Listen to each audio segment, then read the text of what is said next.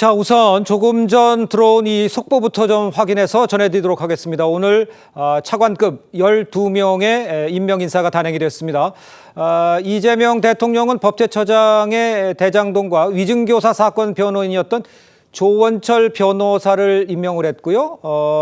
조원철 변호사 임명했는데, 그런데 오늘뿐 아니라 지금까지 인선을 보면 이재명 정부 들어서 이재명 사건 변호인의 기용이 두드러졌다, 이렇게 볼 수가 있습니다. 지금 속보 자막보다 다시 한번 정리를 해두면 12명 차관급 인사가 단행됐는데 첫 여성 병무청장이 배출이 됐고요. 또 법제처장의 대장동 사건 변호인인 조원철 변호사 발탁됐고, 그런데 이제 조원철 변호사는 사법연수원 18기로 이재명 대통령과 동기입니다.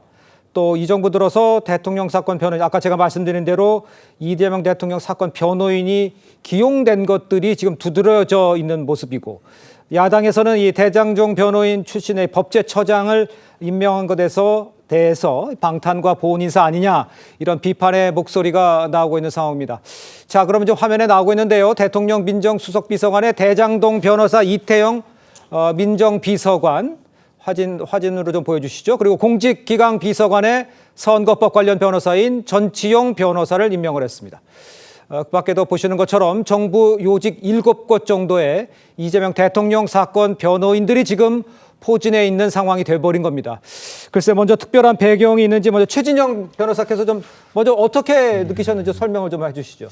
대장동 횡전은 언제까지 계속될 것인가? 네. 아시다시피 작년 4월 같은 경우에 그 민주당의 공천을 받아서 금배지를 달았던 국회의원들 중에 5명이 이미 대장동 변호인들이 있습니다. 네. 특히 이제 그 검찰 출신 변호사님들이 서너 명 되고, 그 외에도 젊은 변호사님을 비롯해서 대장동의 핵심은 이미 작년에 상당 부분 그 국회의원으로 당선이 됐습니다. 그런데 그렇죠. 그 이후에 이번에 그 정권이 바뀐 다음에 바로 나오는 것이 예. 사법연수원 18기 동기로서 정성호 법무장관 후보자님이 계셨고, 그렇습니다. 그 외에도 지금 보면은 그 가장 어떻게 보면 정권의 가장 핵심이라고 할 수 있는 국정원 기조실장에도 김희수 변호사님이 계시는데요. 예.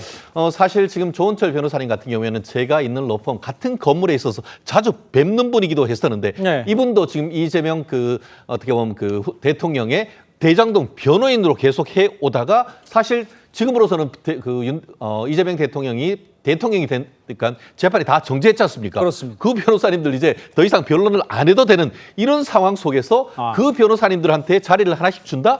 이거는 변호사 비용을 대납하는 것이 아니냐 하는 정치적, 법적인 것을 따라서 예. 정치적 비판은 충분히 가능한 것 같고요. 더불어서 말씀드렸듯이 금배지가 5개, 그 외에 차관급, 장관급이 줄줄이 나오는 이런 부분이라고 한다고 하면은 사실상 이재명 변호인 정부가 아닌가라는 얘기를 들어도 예. 비판이 과하지 않다고 봅니다. 알겠습니다. 이재명 대통령 사건 변호인들이 지금 속속 주요 요직에 있다라는 이 비판에 대해서는 우리 서병천 소장께서는 어떻게 말씀하시겠어요? 윤석열 대통령이 당선됐을 때 기용됐던 대표적인 분이 한동훈 법무부 장관, 그다음에 지금 최근에 활동하고 있는 주진희 의원이라든가, 예. 내지는 금융감독원 원장에는 이제 이복현 씨가 이제 금융감독원 원장을 하게 됐었는데요. 그리고 노무현 대통령 시절에는 이제 민정수석으로 법무법인 광장을 같이 했던 문재인 수석이 처음에 했었거든요. 예. 그런 식으로 원래 세상의 이치가 무슨 죄를 지은 것도 아니고 무슨 공동 범죄를 저지른 것도 아닌데, 네네. 이 과거에 일을 하면서 마음에 맞는 사람, 마음에 맞으면서 저 사람 나랑 뭔가 좀 의기투합할 수 있는 사람이다. 예. 라고 생각되는 사람을 지명하는 거는 그거는 뭐 굳이 좀 이재명 정부가 아니더라도 예. 역대 정부 모두가 어느 정도는 다 그랬다고 봐야 되는 거고, 네네. 그리고 심지어는 그거는 문제도 아니다. 원래 약간 좀 당연한 거다. 그래서 지금 여기 지명한 분들이 다 무슨 법에 대해서 모르거나 아니면 예. 이제 어떤 업무와의 관계에서 정말 동떨어진 사람을 지명한 거면 모르겠지만, 네네. 다 나름 이제 분야에서 열심히 하던 분들이기 때문에 예. 그런 걸 가지고 하는 거는 제가 보기 좀 매우 과도한 비판이다라고 생각합니다. 알겠습니다. 짧게 예. 팩트만 확인해 드릴게요. 법무법인 광장이 아니고 법무법인 부산이었어요. 말을 잘못했습니다. 알겠습니다. 일단 말씀해 주신 것처럼 손발이 맞는 사람끼리 뭐 일을 같이 해야 된다, 여기에 대해서는 이론을 달 사람이 없을 것 같아요. 하지만 지금 문제가 되고 있는 재판이 정지된 이 상태에서 변론했던 변호사분들이 지금 주요 요직에 갔다, 그게 문제가 있다라고 좀 지적을 해주시는 것 같은데, 오늘 국민의힘에서는 이 법제처장의 또 이 대장동 변호인이냐, 이재명 대통령 사법 방탄 보훈 인사 아니냐, 이렇게 직격을 국민의힘에서도 했어요. 정호김 전 의원께서는 어떻게 평가를 하세요?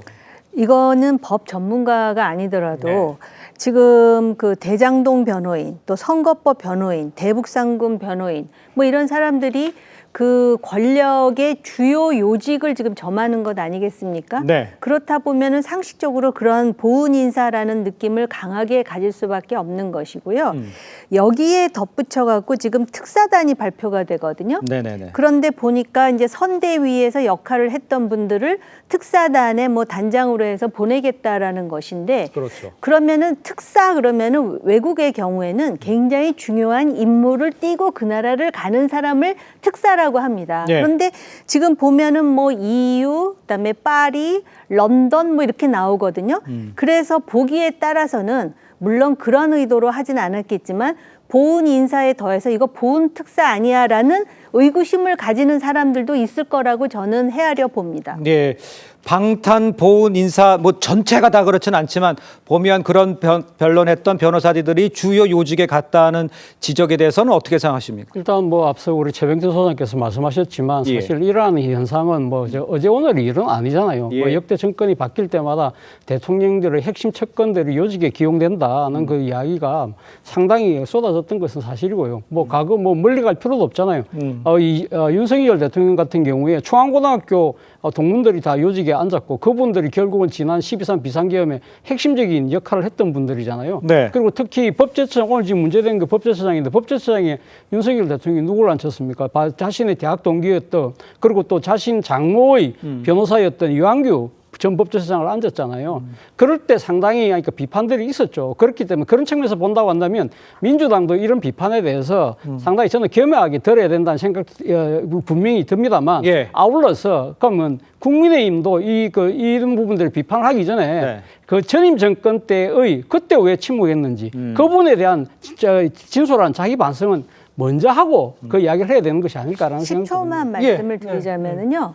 그래서 윤석열 정권보다 잘하겠다 그래갖고 지금 정권 교체돼서 하면서 과거에도 그랬으니까 우리가 그러는 게 당당하다라는 식의 주장을 하는 게 과연 얼마나 설득력이 있는지를 볼 필요가 있고요. 네. 자기랑 잘 호흡이 맞는 사람을 아주 중요한 요직에 앉히는 거는 어떻게 보면은 역사적으로 고대 때부터 그래 왔을지도 모르겠는데요. 예. 지금 가까운 사람들의 특징이 뭐냐면 조금 전에 말씀드렸듯이 대장동 선거법, 뭐 대북송금 이러니까 그러니까 가까운 사람도 뭐 동창일 수도 있고 또 같이 법률 관련한 일을 했는데 호흡이 잘 맞더라 뭐 여러 가지 경우의 수가 있을 수 있는데 이거는 지금 대통령의 사법 리스크와 직접 관련이 있는 사람들이 들어가고 그다음에 아까도 말씀하셨듯이 지금 재판이 진행 중이지 않음에도 불구하고 했다라는 거에 대해서 그런 상식적인 의구심을 가지는 거는 지극히 자연스러운 일이라고 봅니다. 알겠습니다.